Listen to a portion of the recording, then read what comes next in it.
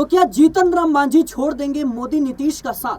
क्या जीतन राम मांझी बिगाड़ेंगे एनडीए का खेल? क्या जीतन राम मांझी महागठबंधन का रुख करेंगे? दर्शकों, बड़ी खबर सामने आ रही है बिहार से। दरअसल सीट बंटवारे को लेकर इस वक्त एनडीए में घमासान देखने को मिल रहा है, जहां एक तरफ जेडीयू और बीजेपी 100 से 102 सीटों पर चुनाव लड़ने की योजना बना रही है, तो वहीं दूसरी तरफ चिराग पासवान और जीतन राम मांझी नीतीश कुमार और बीजेपी के लिए चुनौती पेश कर रहे हैं। जीतन राम मांझी ने हाल ही में एक बयान जारी किया था, जिसके बाद दिल्ली में हड़कंप मच गया था। मांझी ने कहा था कि हमारी पार्टी को कम से कम 40 सीटें चाहिए और 20 सीट पर अगर हमारी जीत हो जाती है तो मुख्यमंत्री जो होगा वो हमारा चेहरा होगा, हमारी पार्टी का नेता होगा। ऐसे में बड़ा सवाल ये है कि जीतन राम मांझी अगर 40 सीट मांग रहे हैं तो फिर चिराग पासवान को कितनी दी जाएगी, फिर बीजेपी अपने पास कितनी रखेगी, नीतीश कुमार कितनी सीटों पर चुनाव लड़ेंगे, ये तमाम सवाल हैं। उपेंद्र कुशवाहा को क्या दिया जाएगा? और देखा यह जाए तो बीजेपी के सूत्रों से बड़ी खबर सामने आई है, जो मांझी को मजबूर कर सकती है कि वो बड़ा खेल कर दें, बड़ा कदम उठा लें।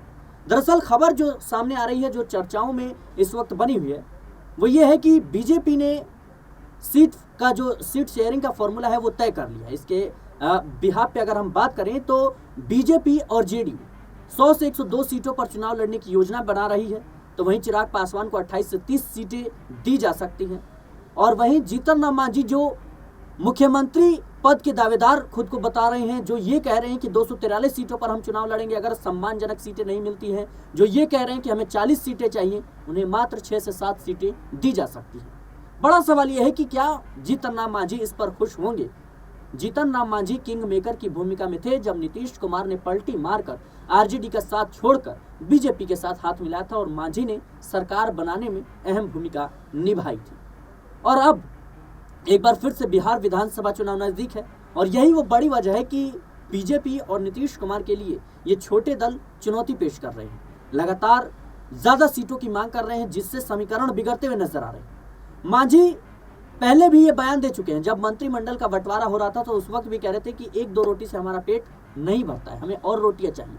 यानी साफ था कि 4 विधायक थे लेकिन इनको मंत्री पद चाहिए थे, 3-3 विभाग मांग रहे थे और कहीं ना कहीं मजबूरन भारतीय जनता पार्टी को 4 विधायकों में से 2 को मंत्री बनाना पड़ा। और बड़ा सवाल ये है कि मांझी की इस मांग को क्या नीतीश कुमार मानेंगे, क्या भारतीय जनता पार्टी मानेगी? क्योंकि देखा जाए तो बिहार की राजनीति में इन दिनों जो मुख्यमंत्री की कुर्सी है उसके दावेदार कई हैं। चिराग पासवान भी खुद को मुख्यमंत्री का दावेदार बताते रहे हैं, बीजेपी अपना मुख्यमंत्री बनाना चाहती है, नीतीश कुमार छोड़ना नहीं चाहते, उपेंद्र कुशवाहा लगातार चेतावनी दे रहे हैं। ऐसे में जीतन राम मांझी भी अब बड़ा खेल करने की तैयारी में है। जीतन राम मांझी को अगर 6 से 7 सीटें दी जाती हैं तो वो निश्चित तौर पर किसी और विकल्प की तरफ देख सकते हैं। वो पहले ही इस बात का संकेत दे चुके हैं, वो पहले ही कह चुके हैं कि हमारी पार्टी 243 सीटों पर चुनाव लड़ने की योजना बना रही है, तैयारी कर रही है। देखना होगा बिहार में क्या कुछ होता हुआ नजर आएगा। फिलहाल इस रिपोर्ट में इतना ही। देश और दुनिया की तमाम खबरों के लिए बने रहें SPN9 न्यूज के साथ।